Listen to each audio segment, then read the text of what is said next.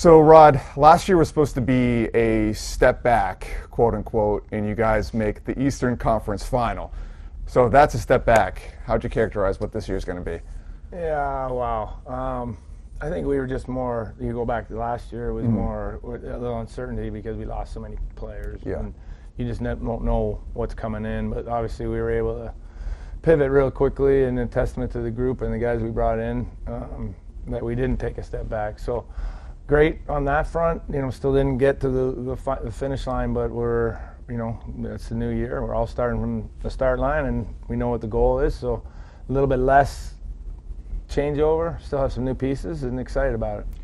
Have you allowed yourself to just reflect on how crazy last year was in a way? I mean, if you just look at it on paper, right, like there's the hot streak, there's the Freddie Anderson injury, the Mikko Rantanen trade, among other things, and then you go all the way to this run to the Final Four.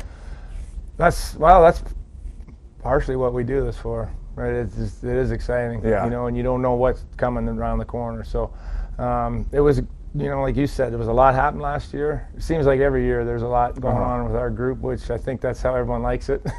But I think having a good team that, number one, I'm proud of and has a chance. I think we've given ourselves a chance every year to get to that point in the season we have, and now we gotta, like I said, there's one more goal we got to get to, obviously, but love the guys that we have here. At this point, this is your 8th year being the head coach here. Do you identify as a coach now, or do you still kind of view yourself as a player? That's a great question. I don't know that I'll ever identify as a coach. I still catch, when people say, "Hey, coach," I'm just like talking to me, and then it's just, I don't know. I don't think that'll ever change. I think partially, that's one of the things that I think makes me effective is I do still think like a player. Like I know what they're thinking. I know when they're sitting there listening to me talk. I'm getting too long or whatever. Like I'm getting bored of myself, right? Like it's like I know what they're thinking sitting there. Or I don't think that'll change. As the older you get, you certainly have different perspective on things, but I hope it doesn't change.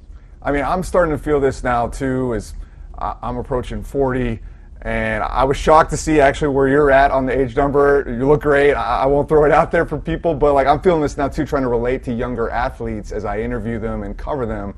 And a lot of these guys in your locker room have grown up here, but then there's younger guys coming in. How do you kind of stay fresh with that? Yeah, it's a great question too. So it's a good point. Like you have to understand the new generation, and we can say good or bad or indifferent, whatever, but it changes. It's definitely changed from when I was a kid, and it's probably changed since you've been a kid. But one thing that's been great is I've got older kids, and then I still got a 13-year-old at home, so I feel like I've never left this understanding of that next generation. So I'm still kind of living it, but.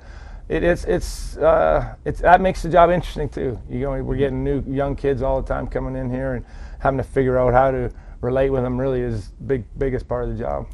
When you've made the playoffs every year you've been head coach, how do you not take that success for granted? And I know I try to remind the fan base sometimes not to take it for granted too. Well, it's you're hitting all of the great questions, right? Like it's hard. People don't realize how hard it is to have that kind of success and to be a team every year that's knocking on the door. It gets, I'll be honest, it does get a little frustrating when you hear people talk about how an unsuccessful season and you're playing into June, and like that's hard to do. Yeah. Would you trade that in to get there one time and not the rest of the year's not? I don't know. I mean, I don't know. I like having an opportunity every year to be challenging for something, and we're obviously we haven't got there yet, but I believe in this group, and I think we'll get there. It's hard not to imagine having you here as the head coach, but even going back to your contract negotiation as you re-signed, at least that's how it was reported. It seemed like it was a little contested. Was there ever a point where you thought you might not come back? Well, I mean, if you're, truth be told, yeah. I mean, you don't know. I mean, it takes two sides to want this to go. I think there really wasn't much threat of that, but we all know that coaches have a shelf life, and my time's coming for sure at some point, but hopefully not anytime soon. Like I said, really enjoy what I do, and I think we're doing a good job, and and be hard to see myself not doing it right now, but I know that time's coming. That's why I try to take focus on now and take every day that I'm with these guys.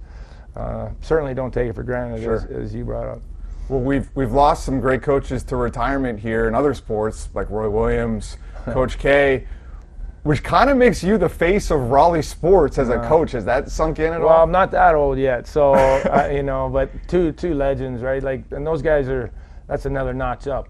And that's, someday I'd love to be able to be in that group, but we got to win one. We got to get to that next level, and I got to find a way to, push these guys to get through to that. And but those are two legends that I've been real fortunate to get to meet and talk with Coach K a little bit. Phenomenal. There's no secret why he's been so successful. Yeah. I mean, legends like you mentioned, and we'll see where it goes. Well, I mentioned UNC and Duke, but you're an NC State fan. Did you have to choose to be an NC State fan? Or? Well, I lucked out. I got here in year 2000, and I knew about college, and I knew a little bit, but I didn't realize that you had to pick them on. I was like, I like all of them. Like, this is awesome. And quickly found out, like, no, you don't do that. And then I married into the NC State family, so luckily they were so good to me. Same building, and so I'd already kind of had that affiliation. But over the years, gotten to know, Coach Avent really well, and you talk about legends. That guy's, he's awesome. He's been here longer than anybody, and just real special people. And so, fortunate that I chose that, because I can't imagine if I was a big fan of the others, because my family, I'd probably disown me. But I love that the Hurricanes kind of bring everyone together, and I think we're that team here that you want to be a State fan or Carolina, Duke, whatever. Like, we're your team, and we can all come together here in this community and root for us. It's awesome that you really truly have become a part of the community. I mean, raising your family here, and we see Skyler, in the organization now, and that was a big story last year at camp, and now he's just kind of part of the team, part of the organization. What has that been like the last year? Yeah, it's been, it's exciting, for him, for us as a family. Just we know what he's gone through his whole life to get to that stage. So to see him around has been great. Still forging his way, but that's special, and it's a special place. We know it. We wouldn't be here this long and doing what I'm doing if it wasn't. So I'm very fortunate to be in this seat, and I'll try to keep it as long as I can. I got two young boys myself. The youngest is 1, and I'm out there yesterday just rolling a baseball to him, and it's an absolute joy, right? So I can sympathize and empathize with what you're going through. I think it must be incredible. I see you out there sometimes with your son Brooks. Yeah. How do you kind of manage expectations for him when he's so young? Yeah, that's tough. I mean, first of all, it's the other part that's great about my job is I've seen now guys grow up here, and now they have their kids, right? They were kids when they showed up. Sebastian Aho, and he was a kid when he showed up, and now he's a dad.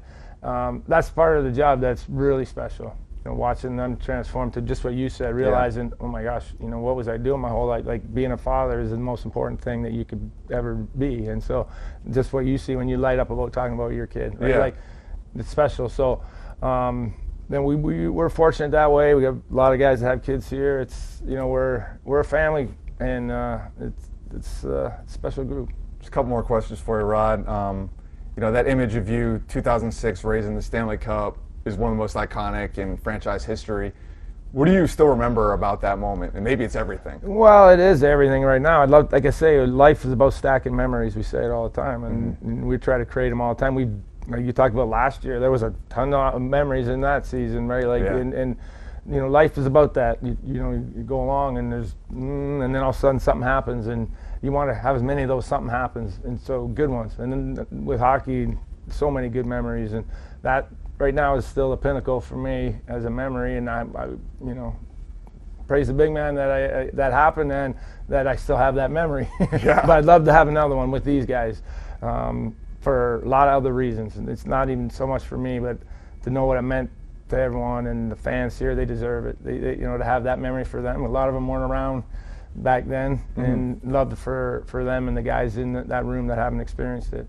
Well, you guys have been so close, but a lot of times in sports, a great team has an even better one in front of them, and for you guys it's been the Florida Panthers.